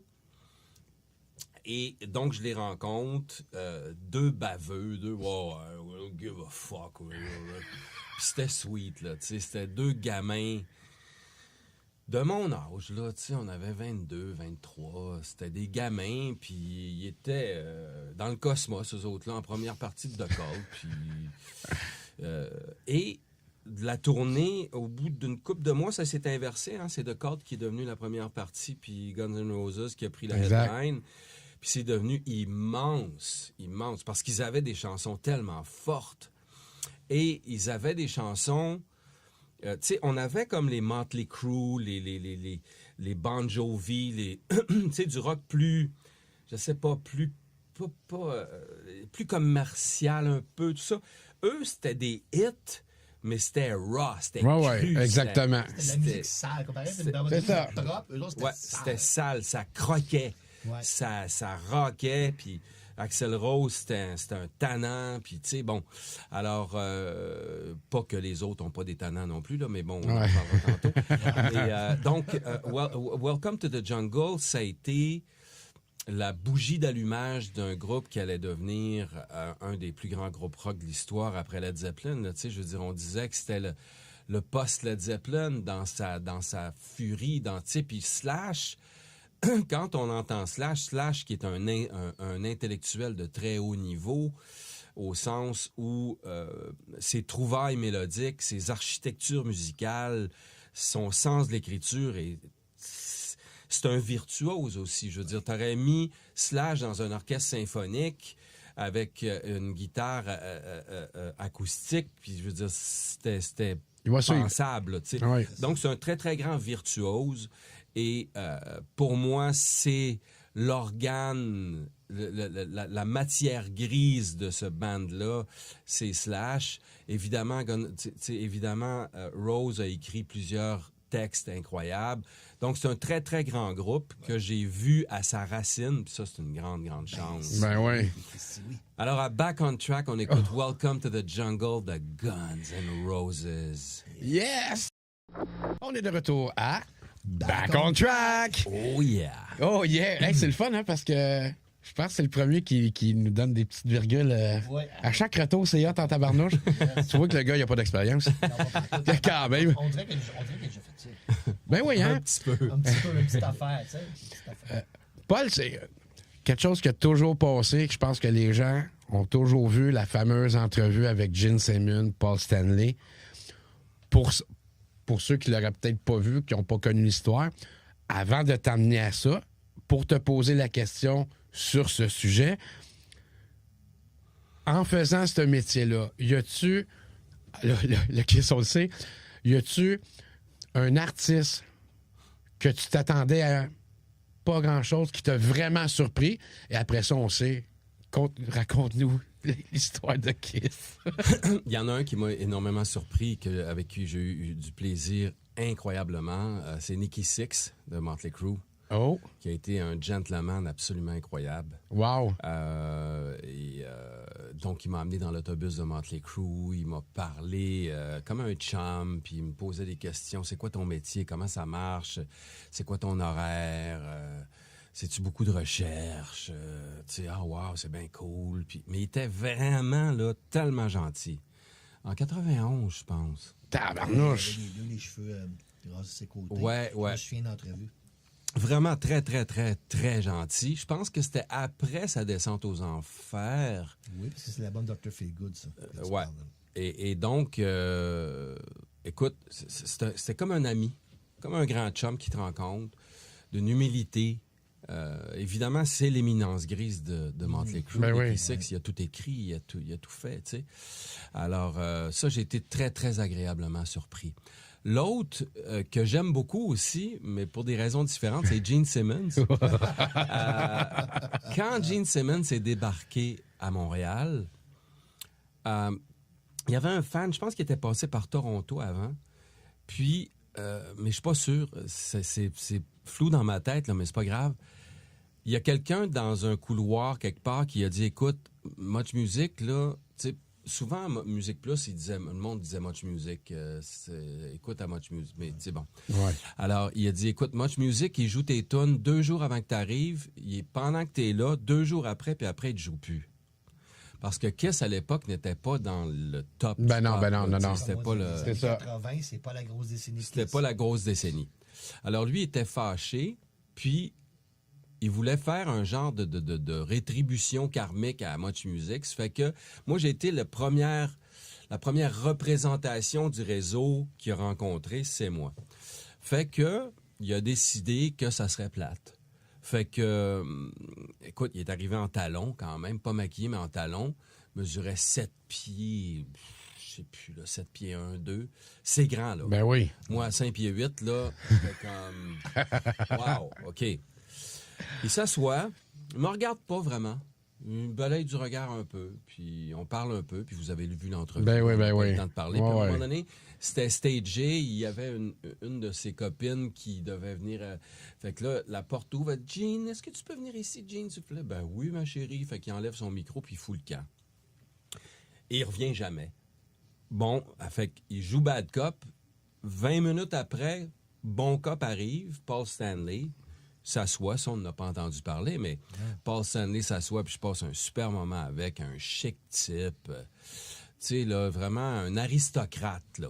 Paul Stanley, c'est un aristocrate. C'est un gars qui a de la grâce, de la politesse, des manières, tu sais, c'est... Bon, c'est un kisseur, mais quand même, Le kisseur raffiné, là. c'est ça, là, Ouais, un kisseur c'est ça, raffiné, ça.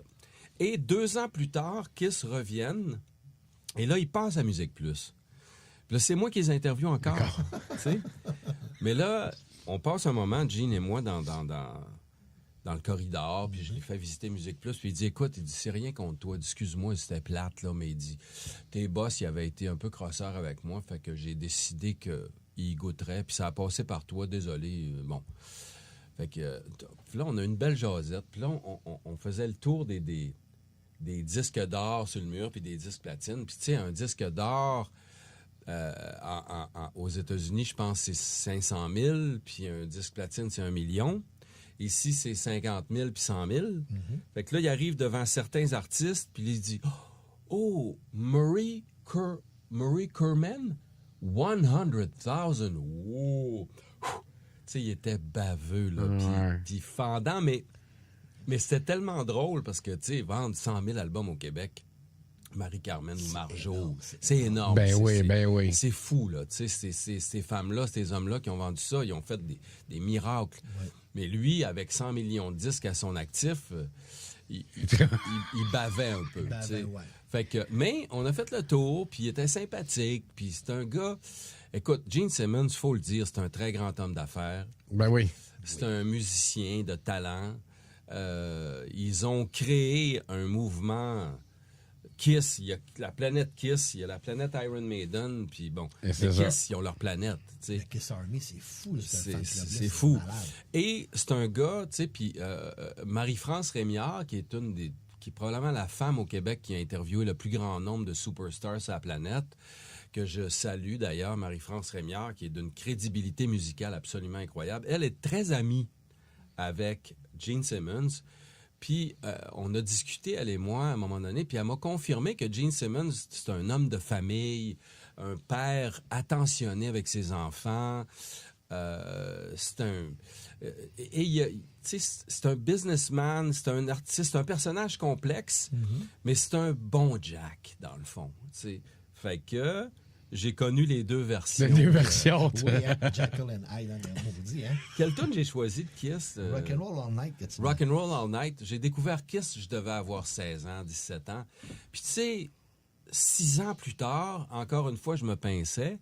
J'avais ce grand escogriffe devant moi, toi. Tu sais, qui arrive de New York, puis qui a vécu les 1001 nuits. Puis moi, j'anime des bars à Jonquière, puis soudainement, je me retrouve devant ce grand monsieur-là. Donc, je me pinçais souvent. Ben, c'est sûr. Puis c'est là que j'ai compris aussi que ça a démystifié les choses pour moi, tu sais.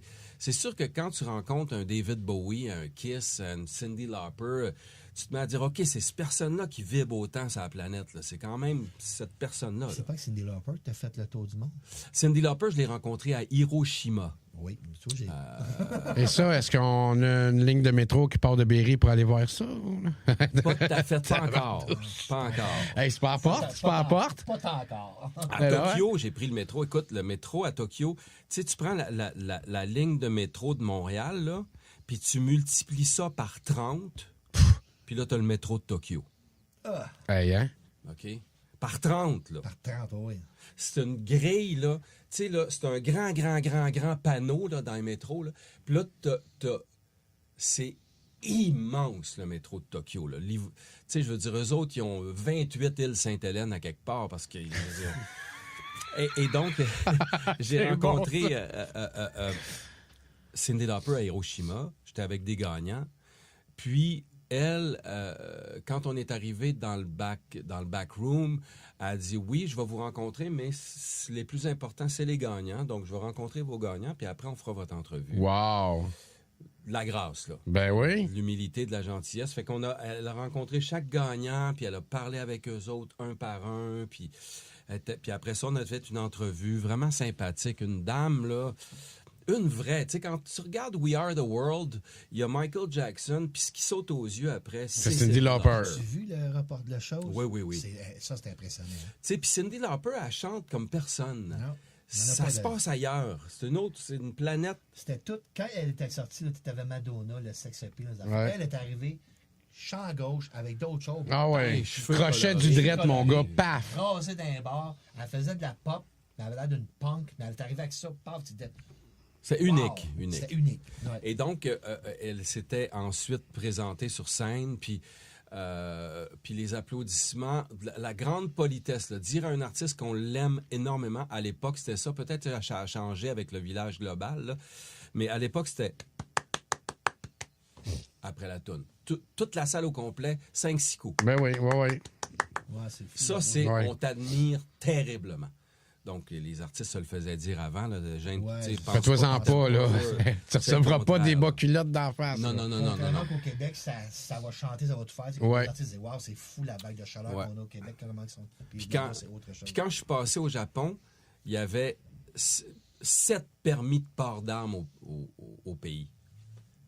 7. 7. Eh boy, c'est pas beaucoup dans le pays. Puis justement à dire, ils sont un petit peu plus que 100, là. Ouais. Là, ça doit avoir Wow. changé, tout ça. Il y a beaucoup de choses au Japon là, qui sont beaucoup plus dures là, qu'autrefois. Mais Les Japonais ont dû t'aimer là-bas. Le petit blanc là-bas qui arrive, là, différent. ben écoute, je suis retourné quand j'étais bouddhiste. Ouais. Je suis retourné. Puis là, on est, pour te dire, là, la frange de bouddhisme que j'ai pratiqué, là, on a des districts. Ouais. Donc, les districts au Québec, on était, moi je pratique plus maintenant, mais on était 9, 10, 11. Au Japon, un district, c'est 400-500. Oh! Oh, OK. OK? Fait que là, je suis arrivé dans un district de 400 personnes en banlieue de Tokyo. Puis là, j'ai été accueilli par 50 enfants de 4, 5, 6 ans qui me donnaient des bonbons. Puis, écoute, je me suis mis à pleurer comme un bébé, là. Ils nous ont reçus, là, avec une grâce, là, puis une gentillesse, là, puis tu sais, parce que c'est leur pratique bouddhiste qui est rendue d'un autre pays. Pour eux autres, c'était très, très, très important. Puis, je veux dire, ça a été très, très émouvant, là. Donc, les Japonais, ils ont tu sais, il n'y a rien qui traîne à terre. Ils sont tu sais, là, ils sont clean, ils ont d'autres affaires qui se passent, là, comme là, il y a les enfants techno là, qui veulent plus sortir du sous-sol chez leurs parents. Puis bon, il y a toutes sortes de trucs qui émergent de ça. Mais le Japon, écoute, c'est une autre planète. Mais c'est merveilleux. J'ai adoré le Japon. Si je pouvais y retourner, là, peut-être y retourner avec ma musique. Là, on ne sait jamais. Oui. On sait jamais. Probablement. Quoi qu'il en soit, Kiss... Alors, Rock and Roll All Night, à Back on Track, avec nul autre que l'homme à la langue de 22 mètres, Gene Simmons, à Solid Back on Track. Yeah!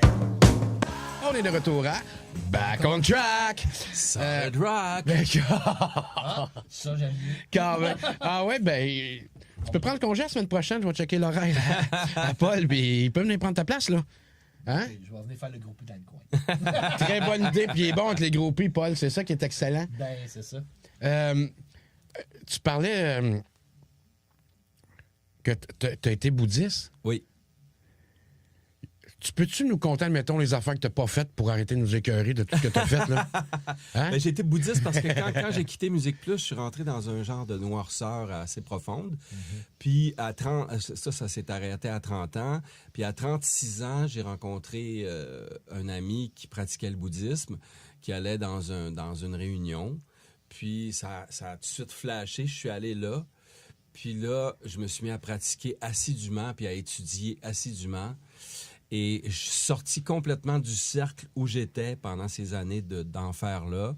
Puis là, je me suis transféré vers des gens bouddhistes, tout ça. Puis là, j'ai étudié, pratiqué pendant 15 ans. Tabarnouche quand même. Cette philosophie-là. J'ai appris énormément de choses. En fait, ce que je dirais du bouddhisme, c'est que quand on se met à l'apprendre, on se dit « Ah, c'est comme ça qu'ils nomment eux autres.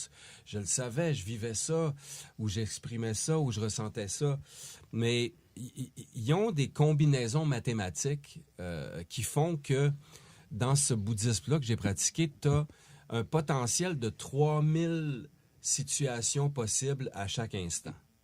Donc, tu as, par une analyse comportementale humaine, selon les données, selon le contexte, tu as 3000 potentialités qui s'expriment. Alors là-dedans, puis tu as l'état de vie qui peut être l'enfer. L'enfer, en bouddhisme, c'est pas du tout la même chose que. Après ça, il y a l'avidité. L'avidité, c'est la compulsion, c'est la dépendance. L'animalité qui est comme agir comme un animal sans plan, sans direction.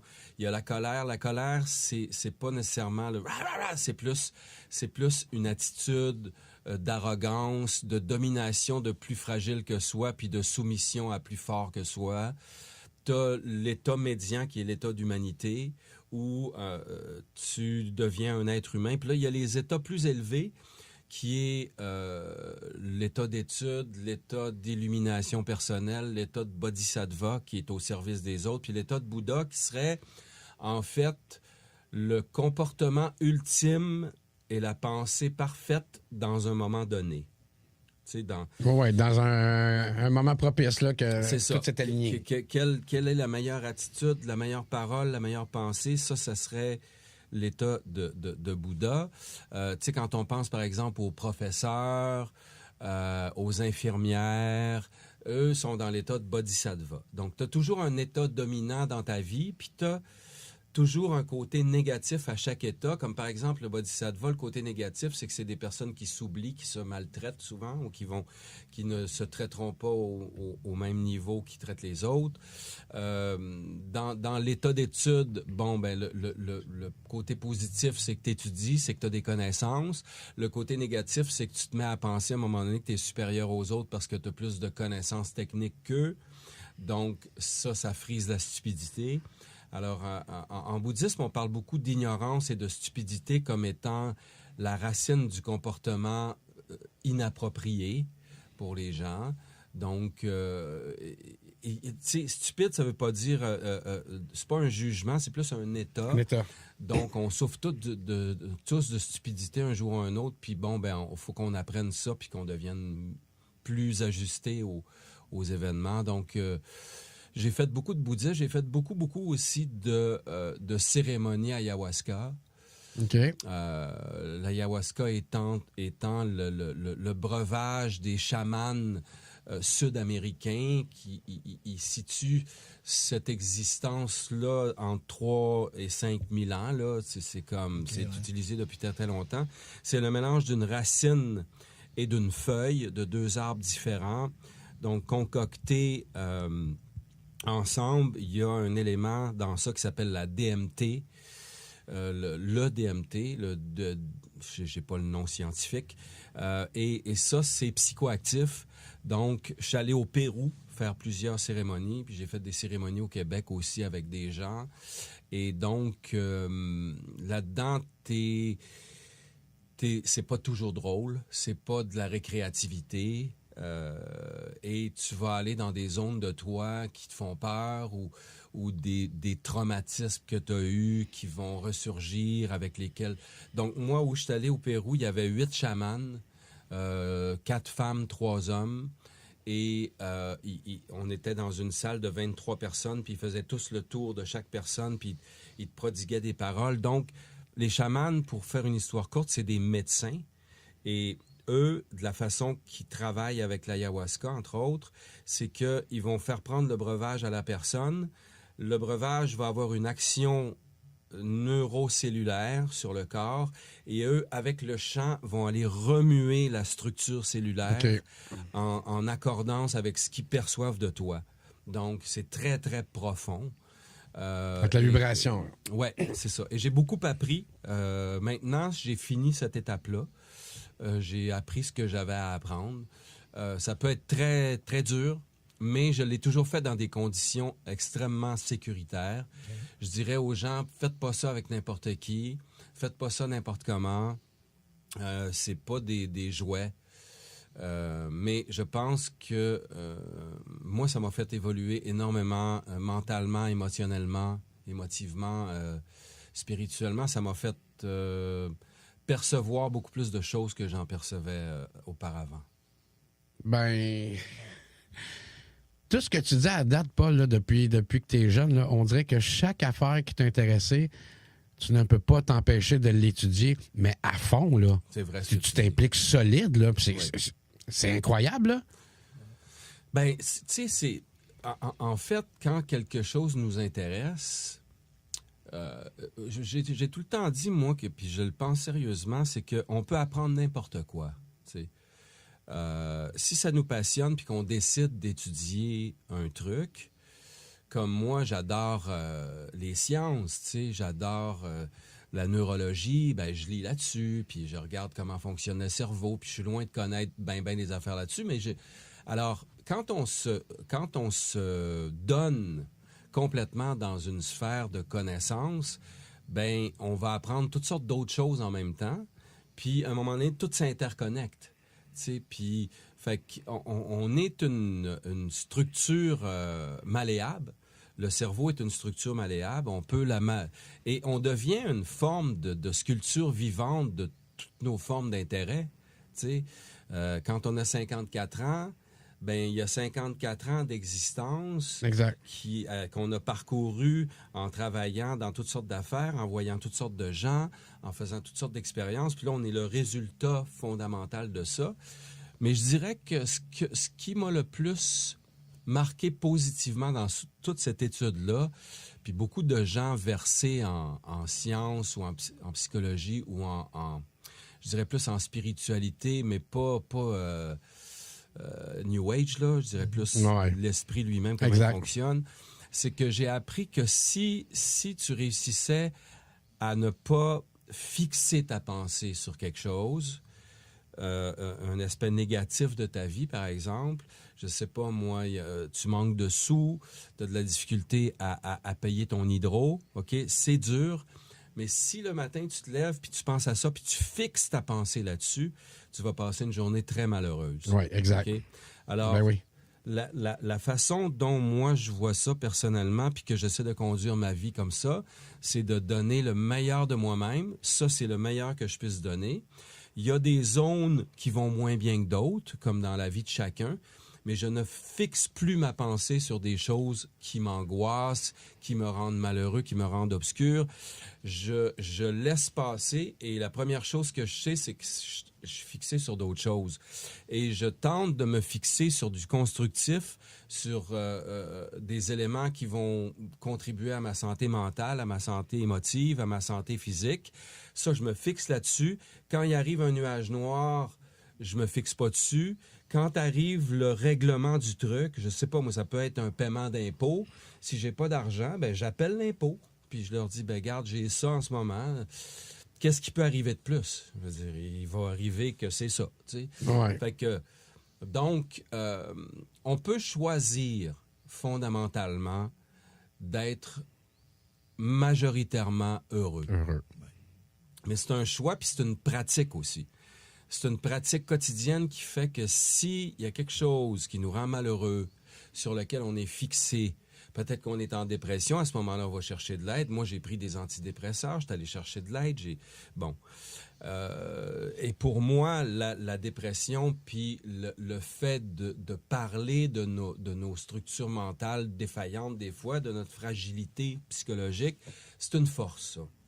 Et donc, éventuellement, quand on revient de ces états-là, moi, je pratique ça quotidiennement. C'est une pratique, puis je suis de mieux en mieux à ne pas fixer ma pensée sur des éléments toxiques.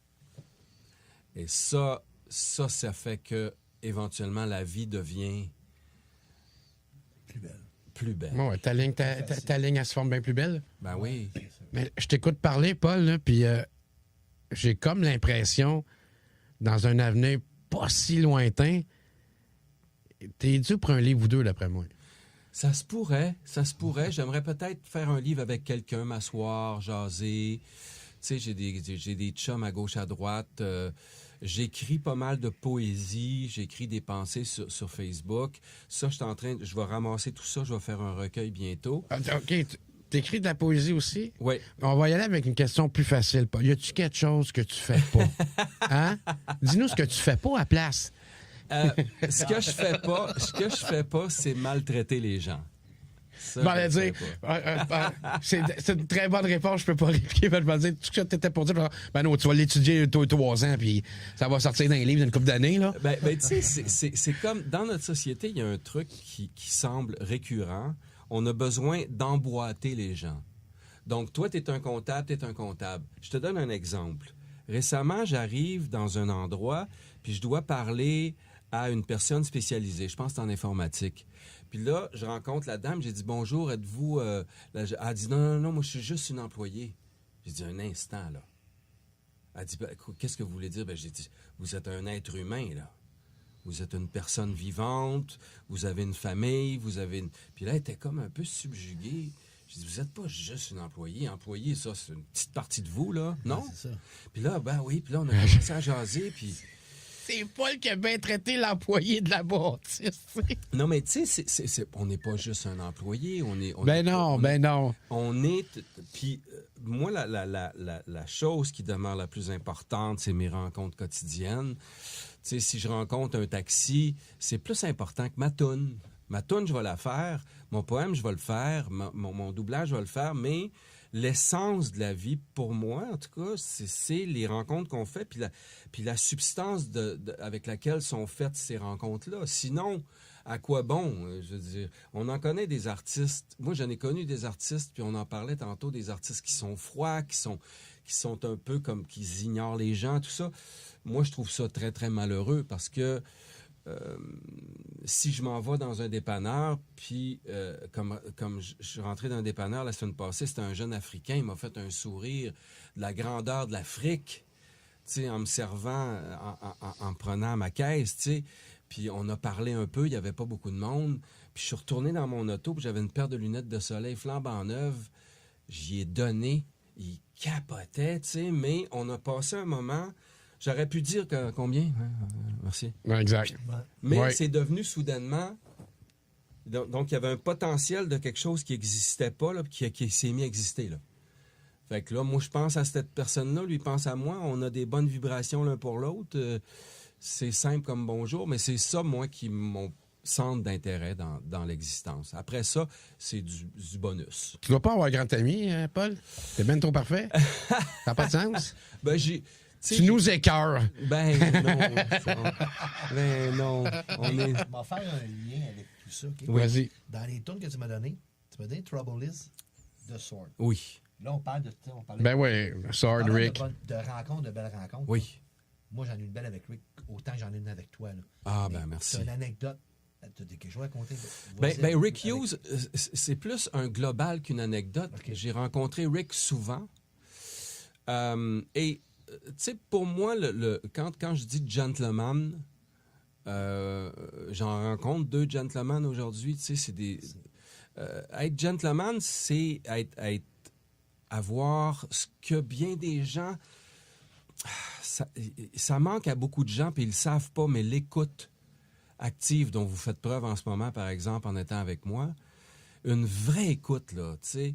Quand Rick est un de mes enseignants sans qu'il sache, mais j'ai regardé Rick avec des fans, Rick avec des gens, Rick avec des collaborateurs, puis il est tout le temps comme « Ah oui, OK, oui, ah bon, ah ben, tu sais, puis il va foncièrement, profondément, honnêtement écouter. Tu te sens important. Tu te sens que la personne est intéressée à ce que tu racontes. Voilà. Mais ça on en a parlé, j'en parle souvent...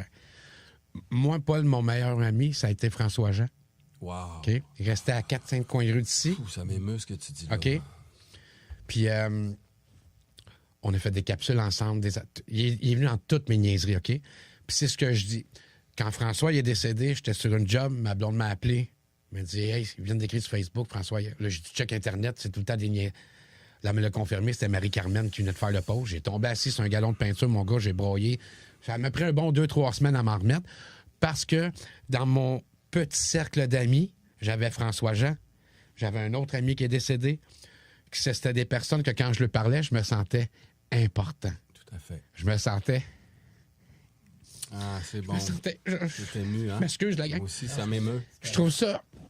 Puis je comprends pas pourquoi que le monde se batte pas pour être comme ça à la place. Parce que c'est beaucoup plus gagnant, pas monétairement, mais intérieurement. J'aurais de la peine, esti. On le voit pas, mais je serais pas capable de savoir que je vais mourir sans avoir eu un examen de conscience ou sans avoir fait du bonheur aux gens au lieu de m'astiner tout le temps pour n'importe quoi, de toute façon. C'est du temps perdu, gaspillé, au lieu de reconstruire quelque chose, tu sais. Moi, je souhaite à tout le monde de découvrir que l'écoute active, moi, ça fait partie de mon top 3 dans la vie, là, l'écoute active. Puis, ça nourrit mon existence profondément. Et je pense que, tu sais, c'est de ne pas utiliser l'écoute active, c'est de l'ignorance. C'est parce que les gens l'ignorent que ça va les faire avancer énormément. Pour plusieurs raisons. Tu peux tout le temps apprendre de quoi de quelqu'un, n'importe qui. Ben oui. Un enfant de 8 ans, un monsieur de 80 ans, je veux dire, une sœur de 40 ans qui se promène sur la rue, n'importe qui. Il y a tout... D'autre part, c'est que dans le niveau énergétique, au niveau de l'énergie, quand tu écoutes quelqu'un, il y a un sentiment d'amitié, il y a un sentiment de partage, d'échange au niveau de l'énergie pure. Si tu parles à quelqu'un, puis la personne dit « Ouais, je sais, ouais », puis, tu sais, il y a quelque chose qui est coupé immédiatement. Ben oui. L'amour est coupé. Tu sais, l'amour fraternel, là, il est coupé. Exactement. Fait que quand ça existe, la vie se met à être... Tu sais, moi, tous les jours, d'un dépanneur, d'un métro... Je parle avec des gens, puis qu'il y a quelque chose qui passe, ça dure 27 secondes, mais il a passé ça. Ben oui. Puis il passe de quoi de beau là-dedans, puis moi, ben, je suis heureux. Ça me rend heureux. Ouais. Quand quelqu'un te parle de...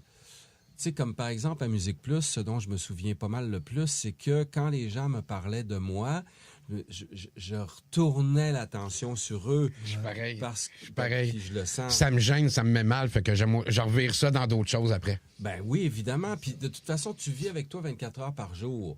Donc moi, ce qui est important pour moi, c'est de savoir qu'est-ce que la personne en face de moi. Ben oui. Tu sais, puis je me rappelle à un moment donné, j'étais à Formule 1. Puis il y a 20 jeunes hommes qui arrivent. Puis, hey, ouais, Paul. J'ai dit, oui, mais toi, c'est... Comment, moi? Ben, toi, c'est quoi? Moi? Ben oui. Ben, c'est Louis. OK, puis c'est que tu fais, Louis? Je suis plombier industriel, commercial, résidentiel. Résidentiel. Ah ouais. Puis là, c'est quoi qu'est-ce que tu fais en ce moment? Ah, t'es sur une maison à Brossard. OK, parfait. Puis c'est quoi, là? T'es parti de zéro? La maison, t'es-tu bâtie? Tu sais, puis là, on s'est mis à... Puis là, ils se sont tous mis à parler les uns avec les autres de leurs affaires. Puis à un moment donné, je me suis extrait du groupe tranquillement, puis eux autres, ils étaient complètement en feu. Ils ont construit des unités de condo, puis let's go. C'est ça. Ah oui. Alors, ce qui est important pour une personne connue, c'est pas la personne connue, c'est la personne en face. Ben oui. C'est ça qui est important. Parce que c'est sûr là, que cette personne, ce plombier-là, il est arrivé chez eux. Je rencontrais pas. Et il commençait à me demander dans quoi je travaillais. Il me posait plein de questions sur ma job. J'ai même pas pu lui dire hey, j'aimais ça tes affaires. Ben, c'est encore bien plus hot ça, je trouve. Hein. Puis tu sais, quand j'ai rencontré Brian May, c'était dans sa tournée solo. Je suis allé le voir au Métropolis. Puis je suis rentré à 2h de l'après-midi dans le Métropolis. Il faisait noir, tu sais. Puis là, j'entends « Paul! Paul! » Là, j'arrive en arrière, dans le milieu. Il vient me rencontrer. C'est Brian May. Là, je dis bonjour. Il dit Hey, Paul, it's so great. I saw you on TV. Puis, il fait même l'accent.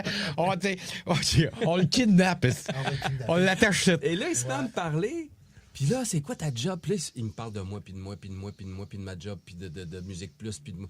Puis à un moment, j'arrête, j'ai dit Brian, can we settle up for the interview? Because I would like to talk about you, you know. Oh, yeah. Puis il m'amène en arrière avec ses musiciens, puis it's Paul from Music Plus. What would you like to eat here? You know, you have some chicken, you have some pork, you have some sandwiches. Puis là, tu sais, il est comme... wow! J'ai foutu. C'est moi, ça. Fait que là, je suis désolé. Continue. Fait que là, il me fait manger du buffet, puis tout ça, puis après ça, on s'installe, mais, tu sais, puis éventuellement, je parle avec Brian May, puis je dis, tu sais, Brian, t'as fait des stades, puis des stades, puis des stades, puis encore des stades, puis ça finit plus, tu sais. Comment tu gères ça? Ben, il dit, les stades, c'est un pan de ma vie, mais l'être que je suis, c'est l'être qui sort de là, puis qui parle avec le chef cuisinier, puis qui parle avec le roadie, puis qui parle avec sa femme, puis qui parle avec ses enfants. Ça, c'est moi. Le stage, c'est quand je prends ma guitare, je grimpe là-dessus, puis je fais quelque chose. Mais il dit, je pense que l'erreur la plus profonde qu'une personne talentueuse puisse faire, puis on a tous des talents dans différentes sphères, c'est de s'en réclamer, de commencer à s'enorgueillir d'un talent. Ça, c'est une grave erreur. Parce que un talent, c'est une responsabilité et non un objet de vanité.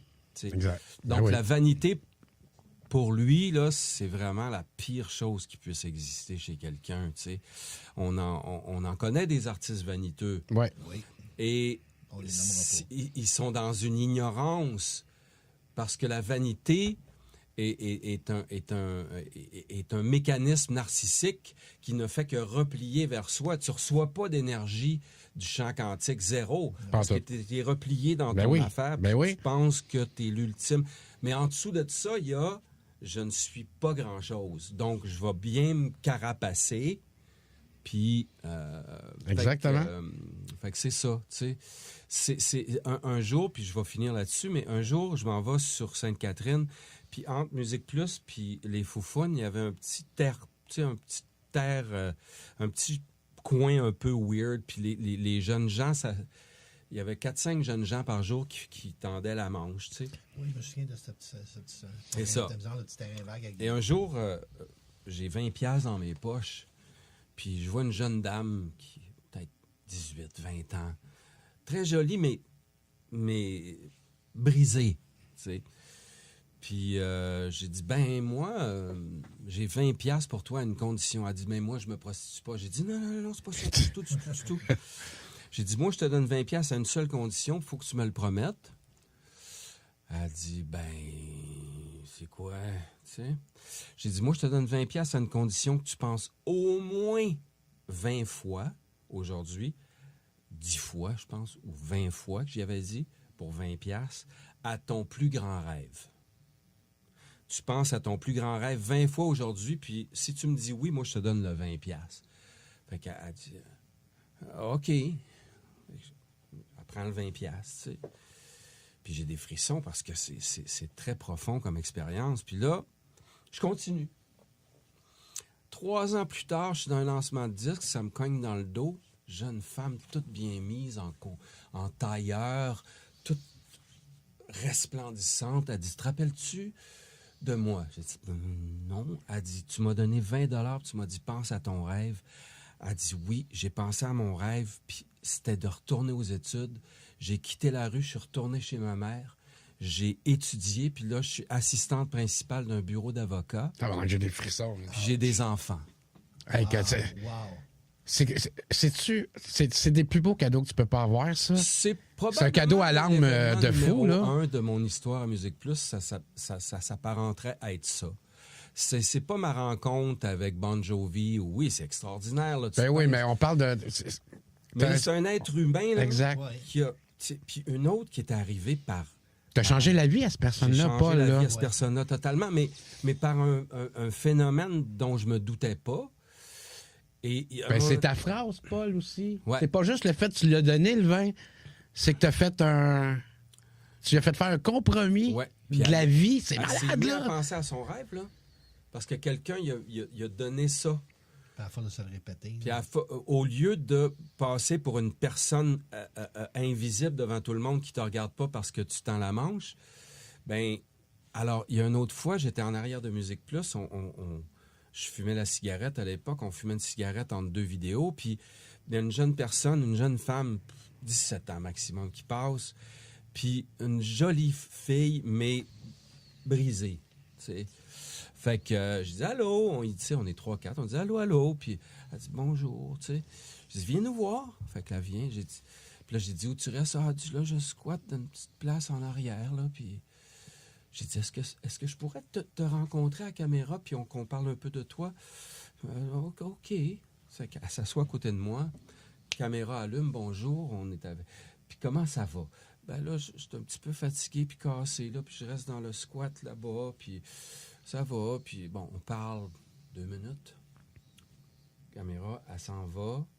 5 chars de police au moins qui arrivent dans le cours de Musique Plus. Et où les cerises? Ses parents la cherchent depuis 3 ans. Ah, puis ils l'ont vu à Musique Plus. Puis ils l'ont vu à Musique Plus. Ben voyons donc. Ben. Alors, elle tournait le coin, ils l'ont récupérée. Puis la jeune fille est retournée dans sa famille. Ben ouais, c'est malade, man. Alors... ça, c'est la force de l'image, tu sais. Alors, après avoir vécu des événements comme ça, on m'a offert des quiz, on m'a offert des... Mais à quoi ça me servirait, tu sais? Alors, toi, ça te prend quelque chose d'intense puis viscéral, là. Ouais. Faut vraiment que t'ailles... Parce que je le sens, si, Paul. Je sais pas comment le dire, là, mais je le sens. Il y a quelque chose dans toi qui fait que... T'as le goût de le dire, t'as le goût d'aller chercher, là, tu sais. Oui, l'existence humaine d'une personne. Tu sais, quand tu rencontres une personne, tu rencontres un univers, tu rencontres une galaxie. C'est inévitable. Ben oui, je peux pas croire. Je peux pas croire que t'es caché dans des studios pour faire de la voix off. Faut quelque part qu'il marche de ça à un moment donné. Oui. Paul, on va conclure notre entrevue avec ton dernier choix de chanson. Oui, ma chanson de Sword. Donc, je finis avec Rick, qui est un exemple d'être humain pour moi, qui est un homme d'une qualité absolument incroyable, sans parler de son talent de chanteur, de fou, son talent de compositeur, de poète, d'être humain, de papa, de partenaire, d'ami. Oui. C'est tout un homme. C'est tout un homme. Et c'est pour ça que j'ai choisi Sword. Sword, The Trouble Is. All right, la gang, c'était Back on Track avec Paul Sarrazin et on vous laisse avec The Trouble Is, The Sword. Solid rock. Yeah! Well, it's time to listen back.